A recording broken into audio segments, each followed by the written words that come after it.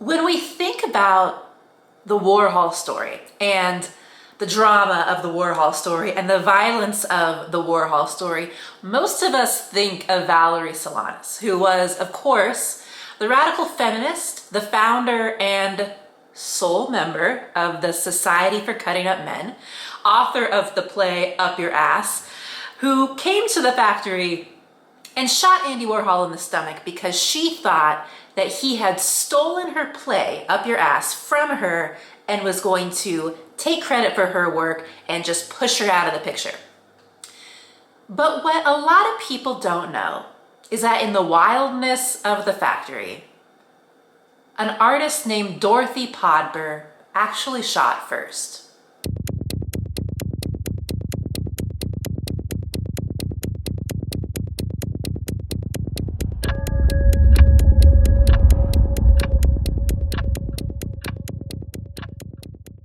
Hi, my name is Kate Name, and I am the creator, producer, writer of a show called The Factory. It's an immersive show about Andy Warhol's factory, and it essentially tells the story of the factory, Andy Warhol's studio, from the moment the doors opened in 1962 until Valerie Solanas shot Andy Warhol in 1968. But it tells the story as if everything between 1962 and 1968 happened in a single night. So it's very chaotic, it's very non-linear, it's kind of many things happening at once. It's immersive. So basically, as an audience member, you are invited to a party at the factory where you can help silk screen paintings, you can sit for your own screen test, you can help film an underground movie, you can party with the band, you can follow Valerie, join Scum if you want to, go to a Scum meeting, see why Valerie shot Andy, or you could go an entirely different route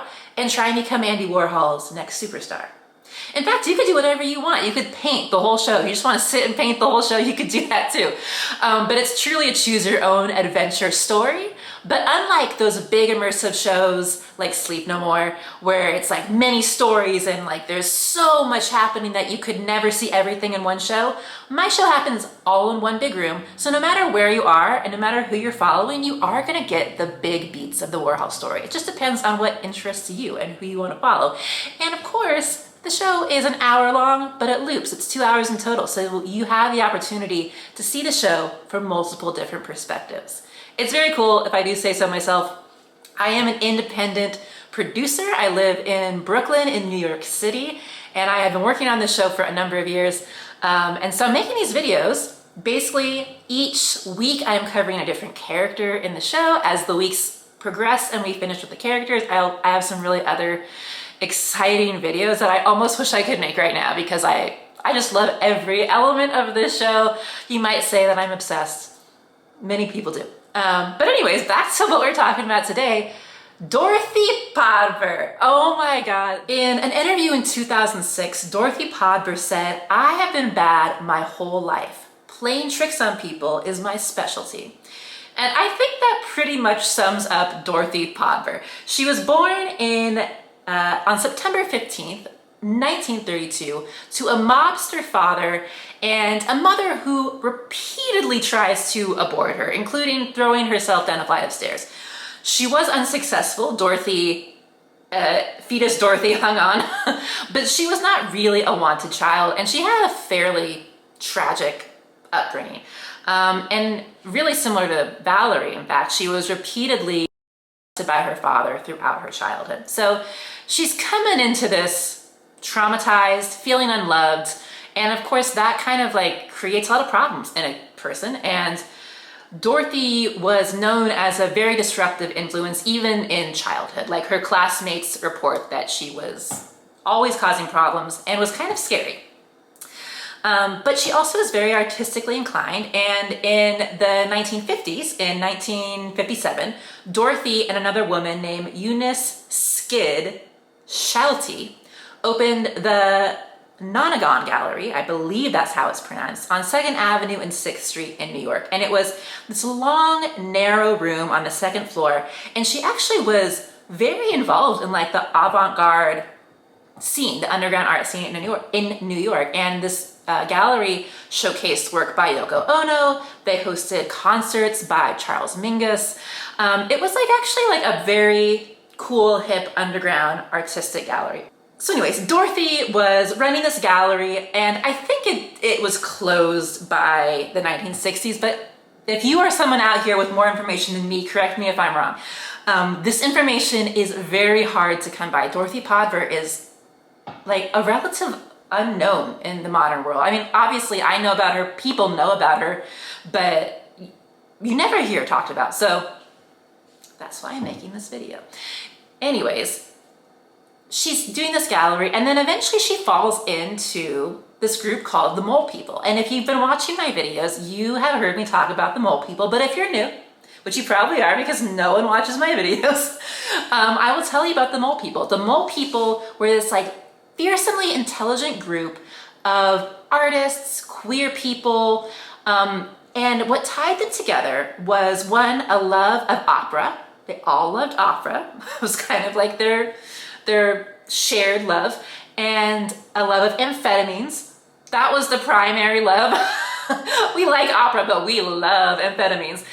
And of course, the fact that most of them were homeless. They kind of existed in varying degrees of homelessness, but most of them kind of were on the homeless end of things.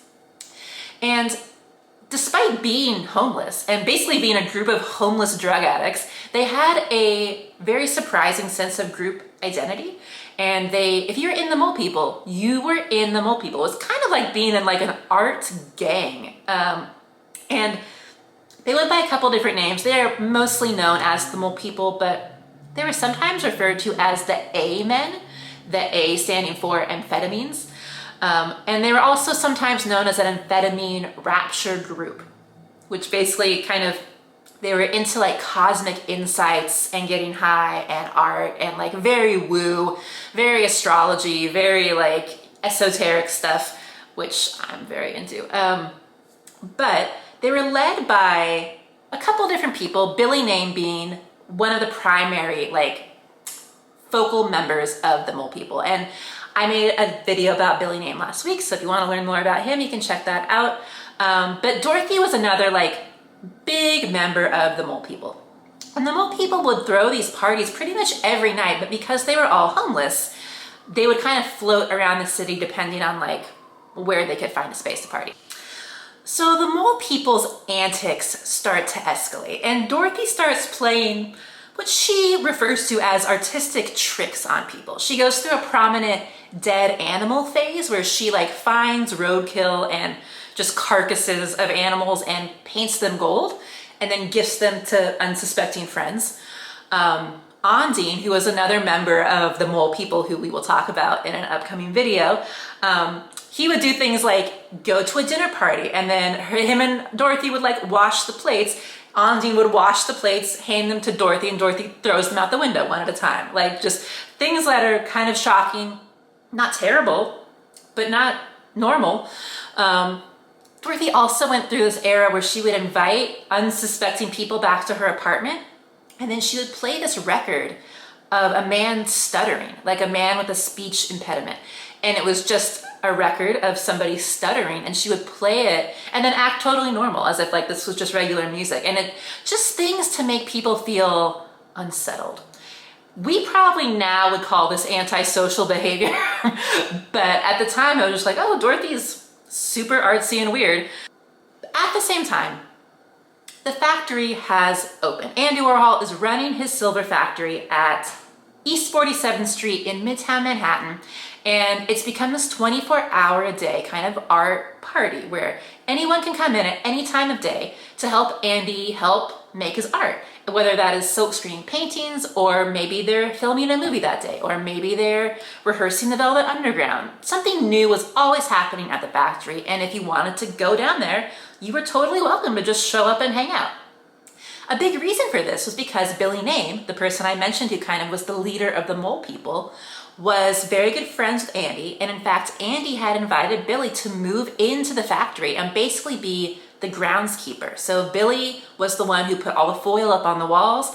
Billy was the one who rewired it, made the electricity safe for them to use, because this was kind of a dilapidated old hat factory when they initially got the space. So Billy cleans it up, Billy moves in, and Billy is there helping Andy film, doing anything that Andy needs done. And because Billy is kind of the leader of the mole people, and the mole people previously were all homeless and didn't have a place to party, now they have this great studio that's covered in silver, that's open 24 hours a day, where they can party whenever they want. So the mole people start hanging out at Andy Warhol's factory. They were the first people there that made the factory like a cool, interesting place to be. And Dorothy is kind of a little bit on the outskirts. She's not like enamored with Andy Warhol, far from it, in fact. And Billy tries to convince Andy that Dorothy is this anarchic genius. And Andy's like, okay, let's film a movie with Dorothy. And so Andy Warhol keeps like pitching movie ideas to Dorothy. And he's like, oh, Dorothy, you're so good with animals. I was thinking we could film a movie where you release goldfish in the pond at Rockefeller Center. And Dorothy's like, no, that's a really stupid idea. So Andy keeps like pitching different movie ideas, and Dorothy keeps being like, no, that's really dumb. You suck, basically. And so time goes on, and this is like 1964. And eventually Dorothy decides she's ready to film a movie with Andy Warhol. And she shows up to the factory with her Great Dane. She's wearing a costume of a leather vest, a leather jacket, leather pants, a little cap. Kind of looks like a 1930s director. And she strolls into the factory with her Great Dane, and she tells Andy that she's ready to film a movie. And they're actually filming something else at the factory, because Dorothy did not tell Andy that she was gonna show up. She just showed up. And Andy's like, oh, Dorothy, this is a really bad time. We're actually we're shooting a picture right now. We do not have time for this. We're already shooting a picture. And Dorothy looks around, and she was like, oh, well, do you mind if I shoot a picture? And Andy's like, yeah, okay, sure. And Dorothy pulls out a gun, and she shoots a stack of Marilyn Monroe paintings right through Marilyn's eyes. And this freaks everybody out. This is like crazy chaos. And Andy kicks Dorothy out of the factory and tells Billy she's not allowed to come back. He's honestly terrified of Dorothy. And Dorothy doesn't come back. That's the end of Dorothy Podber at the factory. And of course, in my show, things are kind of a little bit more non-linear, so Dorothy plays a very interesting role in my particular interpretation of the factory. But in real life, Dorothy leaves after this point. And the Warhol story goes on. We're going to talk about everything else that happened at the factory, but I want to kind of like end on this interesting note. So, in talking about Dorothy later, Billy said she had this power of thrilling challenge and daringness. In her presence, people would just crumble into rubble. But I could handle it. Andy didn't want to, because he knew that if he let people like Dorothy and other people of that genre into the factory scene, that most of the people that were buying his work wouldn't come around anymore. They would be absolutely destroyed. So Andy, like in part, was scared of Dorothy just for his own physical safety, but also it was kind of foreshadowing that Andy's habit of letting unstable, dangerous people into the factory was potentially going to come and bite him in the ass, which it did with Valerie Solanas. But this incident with Dorothy was kind of like the first of these violent incidences, notably by women, which I think is really interesting. And so Dorothy never comes back to the factory. She goes on and lives her own life, and she passed away, I believe, in 2009.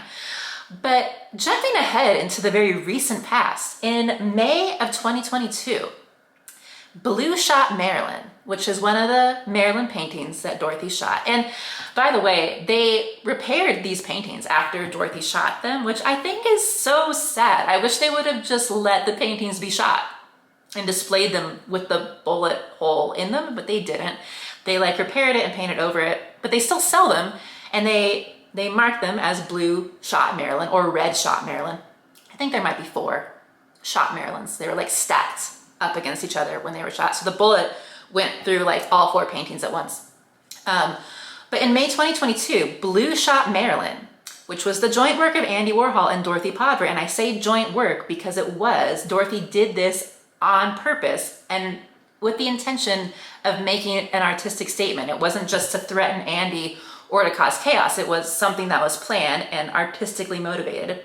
So this blue Shot Marilyn painting was auctioned at Christie's, the charity, sale for charity, and is auctioned off for $195 million, which shatters the record for the most money ever spent on a painting by an American artist.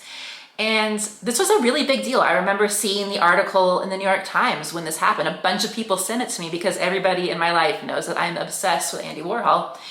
And I was reading the New York Times article about this historic record-breaking sale of this painting, the most money ever spent on a painting by an American author. And in the article about this event, they described Dorothy as merely a woman. They did not even say her name. And I think that's crazy. Like this, it's historic for a reason. People spent money on this painting for a reason. And to not even say the name of the person that shot the painting is, in my mind, very cuckoo bananas. But that's the story of Dorothy Podber. She lived a wild life. She mostly was a criminal, really, more than an artist. But she had like very interesting liaisons and events in her life. She, when funds were low, she would always find like unorthodox ways of making money. She would dispatch maids to doctors' offices to like find their drugs and like steal the drugs from the doctors. She ran an illegal abortion service for a while. She did paperwork for B'nai B'rith, which is a Jewish organization. And she did paperwork long enough to learn the safe, pick the safe, and then use the contents of the safe in her own counterfeit check machine. She had a number of different husbands over the years. There was one husband that she had, a boyfriend who was a banker, and she would only have sex with this boyfriend on the like money-strewn floor of the vault of his bank. She would only have sex like in the vault on the money. And she had no children, and she died in Manhattan in her apartment, February 9th, 2008, from natural causes at the age of 75. So that is the story of Dorothy Podber. Like I said, very little info about her on the internet, very few pictures, so I anticipate this video editing will be minimal. But she's fascinating. A lot of the people in the factory were super, super interesting, and they have been lost to time. So I want to bring them back and tell their stories. So anyways, thank you so much for watching this video. I really appreciate it. I have been having a ton of fun making this content. So if you like this, please leave me a like, subscribe to the channel if you want to. It would really help me out. I'm trying to get to 1,000 subscribers, and I'm pretty close. So if you could do that, that would be amazing.